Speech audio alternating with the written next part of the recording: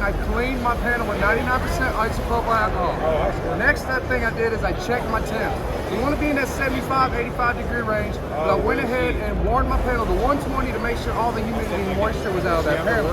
Now we are ready to make our pull. And as you can see, we have more than enough adhesion there to pull any type of crown or crease out of that panel. If y'all want to, you can come in, you can see the power. Go ahead and pull on that if you want. And there is more than enough power there to pull any kind of crease in a panel. Now these feet are going to work as kind of like a double action pull.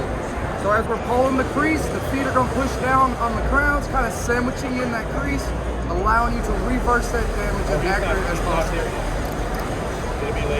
Now, to remove the glue, all we do is slide our lifter down, add our 99% isopropyl alcohol,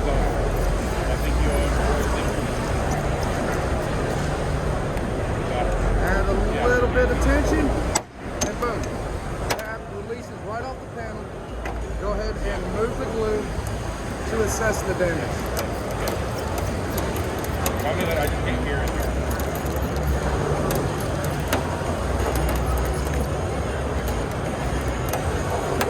It's easy as that, right there. As you see, we put us a nice straight crease in that panel right there. So if there was a dent, we could reverse that damage extremely accurate. Thank you. Thanks. Thank you.